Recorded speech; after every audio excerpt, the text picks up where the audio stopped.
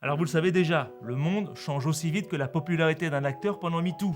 Il est aussi incertain que la dernière collection de Desigual. Il est aussi complexe que les échecs, mais sans les dés. Et il est aussi ambigu que la fin d'Inception. Parlons VUCA. Lors de ma première vidéo sur l'acronyme VUCA, je vous promettais que ce serait une série à épisodes. Donc, 3 ans plus tard, je tiens parole et reprends cette série pour décrire chaque concept qui se trouve derrière les lettres VUCA. Bon, je vous aide, c'est VUCA. Et pour rappel, VUCA est l'acronyme de volatilité, incertitude, complexité et ambiguïté. Alors certains Français irréductibles parlent de VICA, mais il n'y a bien que. VUCA. Como il mondo VUCA. VUCA, Mir. VUCA. Conhece o mundo VUCA? Mundo VUCA. Il mondo è VUCA. Je vous propose de revenir rapidement sur les origines de VUCA dont la première apparition date de 1992 dans l'introduction du support du cours de leadership de l'école de guerre de l'armée américaine. Alors attention, je précise que ce n'est pas une école militaire. C'est d'abord une business school qui enseigne la stratégie et le management.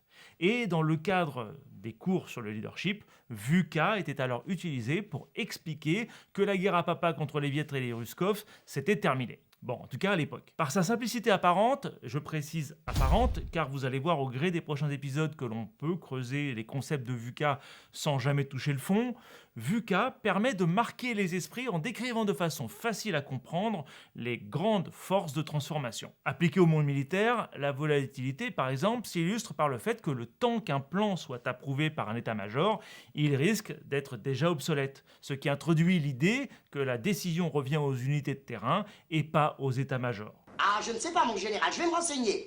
Pour illustrer l'incertitude, il suffit de comprendre qu'il n'est plus possible d'identifier son ennemi par son uniforme et que l'ennemi peut parler sa langue et avoir la même nationalité et même d'aller dans les mêmes boîtes de nuit. Pour la complexité, je pense qu'un dessin vaut mieux qu'une explication. Et pour illustrer l'ambiguïté, pour rester dans le domaine militaire, rappelez-vous qu'en Afghanistan, la technologie allait de pair avec l'utilisation de chevaux et que les champs de bataille sont maintenant aussi réels que virtuels. Pour résumer, VUCA valorise l'agilité et l'impro des unités de terrain dans le style de von Rundstedt qui est passé par les Ardennes et plus par des plans élaborés par un général armé d'un PowerPoint. Et là, vous voyez le lien avec l'agilité et le management opérationnel qui explique que VUCA a commencé à se propager dans les MBA, les écoles de management, puis dans les entreprises fans de jargon militaire.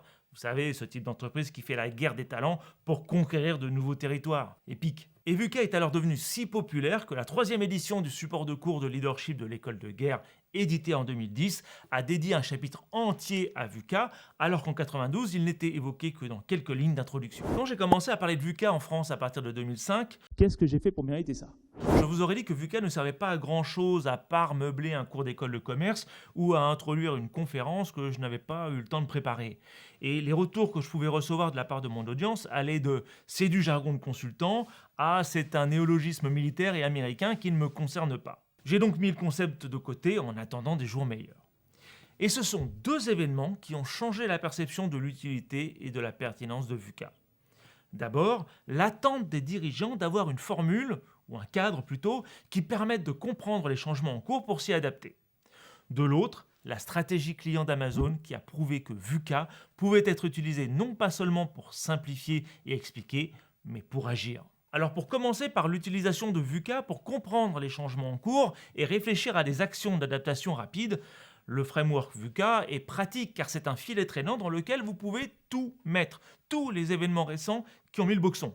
Le Brexit, la digitalisation, la pandémie ou l'invasion de sauterelles en Égypte. Dès que ça met le boxon, c'est VUCA. Pour faire un premier passage avant de décrire chaque acronyme dans le détail dans de prochaines vidéos, sachez simplement que VUCA rassemble 4 grandes idées qui se télescopent comme un piano qui tombe d'une fenêtre sur la vie d'un passant innocent. Vous avez d'abord la volatilité qui se rapporte à la vitesse et à l'ampleur des changements. C'est la règle de l'exponentielle, de la loi de Moore et de l'instantanéité des événements, comme la pandémie qui a touché tous les pays du monde en quelques jours. C'est aussi l'accélération de la mise en place du télétravail, même dans des entreprises où les dirigeants auraient préféré un redressement fiscal sévère plutôt que d'accepter que leurs salariés travaillent de chez eux. Avec la volatilité, ce qui était vrai le matin ne l'est peut-être plus le soir. Vous avez ensuite l'incertitude qui nous rend incapables de comprendre entièrement une situation et qui peut rendre impossible de prévoir l'avenir, même proche.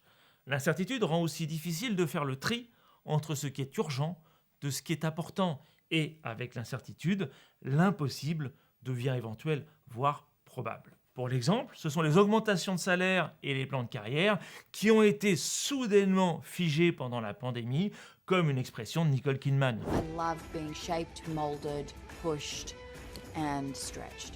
Arrive ensuite la complexité qui se rapporte à la difficulté de comprendre les interactions à l'œuvre dans notre environnement. Avec la complexité, vous ne pouvez plus voir clairement les causes et conséquences d'un événement. La complexité se retrouve par exemple dans la remise en cause du bureau comme unique lieu de travail. Bon, évidemment pour ceux qui travaillent dans un bureau, pas dans un atelier, et le lien qu'il y a désormais avec le management hybride. Et enfin, mon préféré, l'ambiguïté, qui résulte des différentes interprétations que l'on peut donner à un événement lorsque les informations dont on dispose sont insuffisantes pour la comprendre ou contradictoires. Ajoutez-y une couche de cécité culturelle et des biais cognitifs, et vous vous retrouvez avec des événements que vous pouvez interpréter de plusieurs manières et dans lesquels tout et son contraire arrivent en même temps. Vous allez retrouver cette ambiguïté dans l'incompréhension des managers auxquels on demande de créer un collectif en respectant les individualités,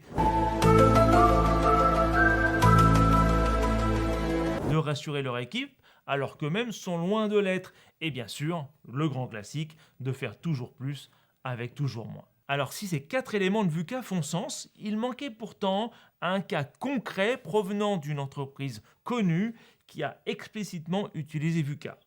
Et c'est là qu'entre en piste Jeff Bezos, l'ancien dirigeant d'Amazon. Nous sommes fin 2016 et comme tous les ans, Jeff Bezos adresse une lettre à ses actionnaires pour les informer de l'actualité d'Amazon, de sa culture et de sa stratégie commerciale.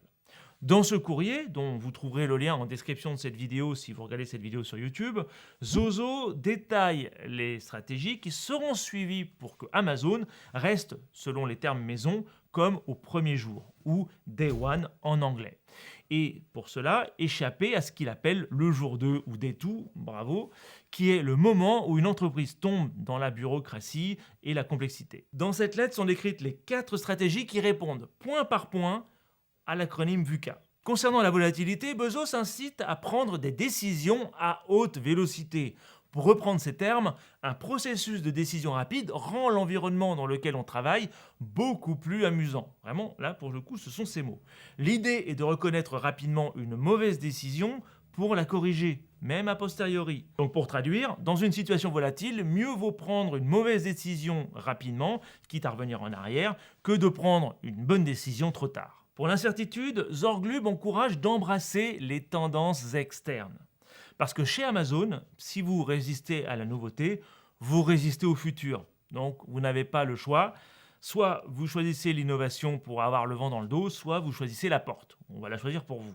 Pour cela, les salariés d'Amazon doivent apprendre à faire le tri entre les signaux faibles volatiles et incertains et les tendances. Donc je traduis, il dit à son staff de ne pas perdre son temps à prévoir un avenir incertain en courant après les signaux faibles comme le chat court après un point rouge, mais par contre de réagir promptement quand une tendance se confirme.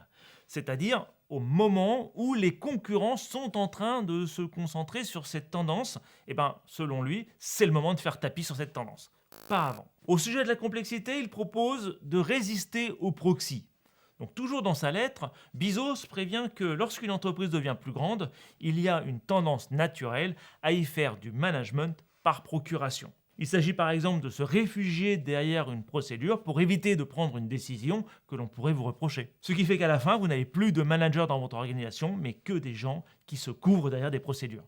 Et à la fin, vous entrez en jour 2 pour reprendre le terme de Bezos. Pour traduire, c'est le client qui est au centre de l'attention de chaque salarié d'Amazon, manager ou pas, et pas les process qui tendent vers la complexité. Et pour finir et répondre à l'ambiguïté, une seule attitude, l'obsession client. C'est le dernier point de la lettre de The Boss. Selon lui, il y a plusieurs façons de piloter une entreprise. Vous pouvez être focalisé sur vos concurrents, sur vos produits, sur vos technologies, sur votre business model ou sur plein d'autres trucs, pour reprendre ces mots. Mais selon lui, être focalisé et obsédé par les clients est primordial. Donc je traduis, le client d'abord, mais attention, pas le client roi parce qu'il ne sait pas toujours ce qu'il veut. Et là, effectivement, c'est tout de suite moins ambigu. Ou pas. Je vais conclure cet épisode avec la conclusion que donne Bezos dans sa lettre aux actionnaires en précisant qu'il va falloir de l'intuition, de la curiosité, du jeu, de l'audace et du goût pour relever les défis à venir. Alors je suis pas sûr de comprendre pour le goût, mais pour l'intuition, la curiosité, le jeu et l'audace, nous allons en parler dans les prochaines vidéos qui vont décrypter les 4 éléments de VUCA. Si vous souhaitez être informé de la publication de cette vidéo, n'hésitez pas à vous abonner promptement à ma chaîne et éventuellement à aller visiter ma playlist dédiée au management VUCA dont vous trouverez le lien en description de cette vidéo si vous regardez cette vidéo sur YouTube. Vous pouvez aussi tout simplement prendre de l'avance en vous procurant mon ouvrage Management VUCA qui a été publié il y a quelques semaines aux éditions J'ai Raison. Et sur ce, je vous laisse, je vais faire des terrines.